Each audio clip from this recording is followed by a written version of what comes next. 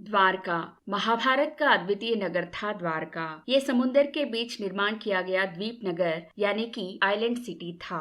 ये श्री कृष्ण का राज्य था, अर्थात उस अवतार पुरुष के पद स्पर्श से पवित्र हुई धरती थी।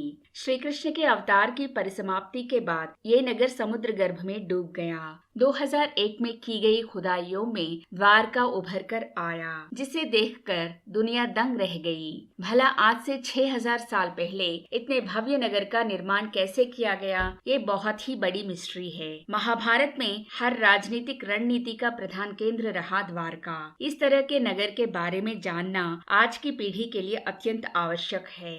भारतीय सभ्यता और उस समय की प्रौद्योगिकी का द्वारका एक उल्लेखनीय दृष्टांत है। द्वारका और हस्तिनापुर उस समय के संपन्न नगरवास के उदाहरण हैं। 2001 में मरीन आर्कियोलॉजिस्ट SR राव के नेतृत्व में किया गया साहसपूर्वक अन्वेषण में द्वारका मिला। द्वारका इस बात का ठोस सबूत है कि श्री कृष्ण सचमुच थे और महाभारत की गाथा सच है। श्री कृष्ण की मृत्यु के बाद कलयुग प्रारंभ हुआ। महाभारत के मौसल पर्व में ये श्लोक है, निर्यते तु जाने तस्मिन् सागरो मकरालयः द्वारकां रत्न संपूर्णम जलेनाप्लावयत् तथा। इस श्लोक का अर्थ है, सारी प्रजा के छोड़कर जाने के बाद सागर ने सर्व संपन्न द्वारका को डुबो दिया। 2001 में द्वारका के साथ साथ कई अवशेष मिले।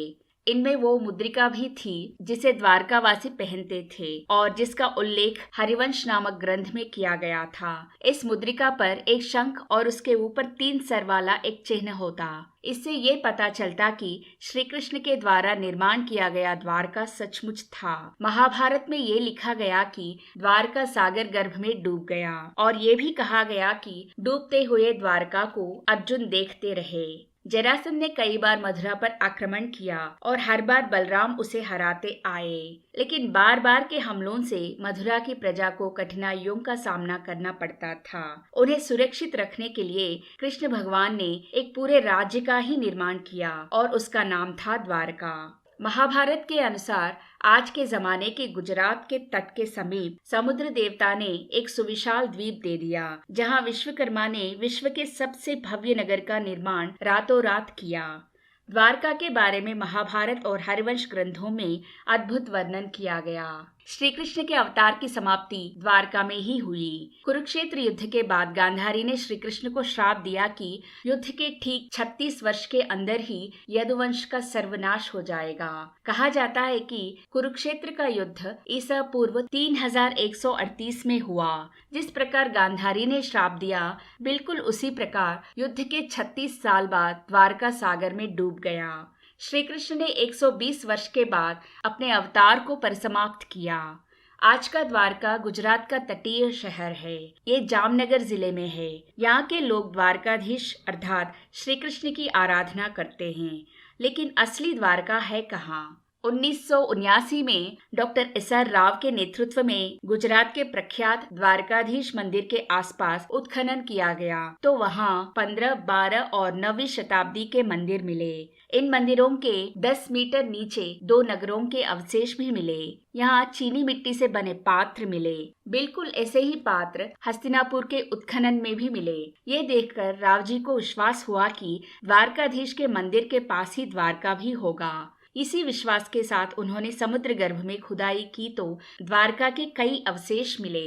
समुद्र गर्भ में से बड़े बड़े द्वार, दीवार, बंदरगाह पाए गए। इनके साथ साथ कांसा, लोहे के उपकरण, पत्थर से बने लंगर, शंख की मुद्रिकाएं आदि मिले और ये निर्धारित किया गया कि ये अवशेष महाभारत काल के हैं। इस सभ्यता और हड़प्पा सभ्यता के बीच का संबंध भी साबित किया गया। गुजरात में बेट द्वारका नामक एक द्वीप है। पुराणों के अनुसार वहाँ एक मत्स्यावतार का मंदिर हुआ करता था, जहाँ श्री कृष्ण अधिकतर जाया करते थे। यहाँ अनुसंधान करने पर मत्स्यावतार के अवशेष मिले। महाभारत में वर्णन किए गए गांव, तालाब, पहाड़ के चिन्ह भी पाए गए। सागर गर्भ में छुपे द्वारका का अन्वेषण 163 से ही चलता आया। 179 से SR राव के नेतृत्व में समुद्री पुरातत्व विभाग ने अनुसंधान शुरू किया। SR राव की टीम ही हड़प्पा सभ्यता के अधिकतर प्रांत और गुजरात के अत्यंत प्राचीन लोथल बंदरगाह को दुनिया के सामने लाई। 1981 से लेकर 20 साल तक एस.आर. राव की टीम ने सागर गर्भ में द्वारका का अन्वेषण किया। अत्यंत परिश्रम और साहसों के बाद राव की टीम को द्वारका के चिन्ह मिले। इस अन्वेषण में सबसे प्रधान रहा 2001 में खंभात की खाड़ी या कंबे की खाड़ी के पास हुई खोज। खंभात की खाड़ी गुजरात के मुख्य तटीय प्रांतों में से एक है। ये गुजरात के सागर तट, मुंबई और कथियावाड़ प्रायद्वीप के मध्य स्थित है। समुद्री तट से 7 मील की दूर पर सागर गर्भ में कुछ मरीन विद्यार्थी अंडर वाटर पोल्यूशन सर्वे कर रहे थे। तभी उन्होंने समुद्र के अंदर कीचड़ और रेत में फंसे कुछ बड़े बड़े निर्माण देखे। इन निर्माणों के अवशेष 5 मील तक फैले हुए थे। मरीन डाइवर्स ने उन अवशेषों में मिले पत्थर, तांबे के सिक्के और कुछ सैंपल्स इकट्ठा किए। रिसर्च में पता चला कि ये 4000 साल से 9000 साल पुरानी चीजें हो सकती हैं। इससे साबित होता है कि द्वारका एक सुविशाल साम्राज्य था। इन अवशेषों में कई अद्भुत शिल्प, पत्थर के निर्माण भी हैं। विशेषकर कई लंगर भी मिले। इससे ये कहा जा सकता है कि द्वारका अत्यंत व्यस्त बंदरगाह हुआ होगा। कई नाव हर रोज द्वारका आते थे। बड़े नाव द्वारका आते थे तो छोटे छोटे नाव गोमती नदी के तट के आसपास लंगर डालते थे। द्वारका 100 किलोमीटर तक फैला हुआ था। द्वारका का दर्शन करने के बाद नारद महर्षि ने उसका वर्णन इस तरह किया। द्वारका में कई बगीचे, उद्यानवन और तालाब थे, जिससे कि वो अद्भुत दिखता था। भागवत के अनुसार द्वारका में लगभग 9 लाख बड़े और छोटे भवन थे। सारे के सारे भवन सोना, कीमती मणि और रत्नों से अलंकृत थे। द्वारका की जनसंख्या भी बहुत बड़ी थी। सड़क विशाल थे। नारद ने ये भी कहा कि द्वारका में मंदिर, सभा मंडप, मंडी, दुकान इस तरह के कई निर्माण थे। इसका मतलब ये हुआ कि द्वारका आज के महानगरों जैसा ही भव्य हुआ करता था। भागवत में कहा गया कि विश्वकर्मा ने इस नगर का निर्माण वासुदेव की इच्छा के अनुसार ही किया था। समुद्र गर्भ में से मिले सबूत भागवत के इस वर्णन से बिल्कुल मेल खाते हैं। उत्खनन में मिले अनोखे वस्तुओं में से कुछ थे अद्भुत मूर्तिकला दर्शाती हुई दीवारें, स्तंभ, पत्थर के लंगर आदि। पुरातत्ववेत्ताओं का कहना है कि ये निर्माण ऐसे बनाए गए कि वो सागर में टिक पाए। ये निर्धारित किया गया कि मुद्रिकाएं महाभारत काल की थी और ये भी अंदाजा लगाया गया कि उत्खनन में जो मिट्टी के पात्र मिले वो ईसा पूर्व 3528 के होंगे।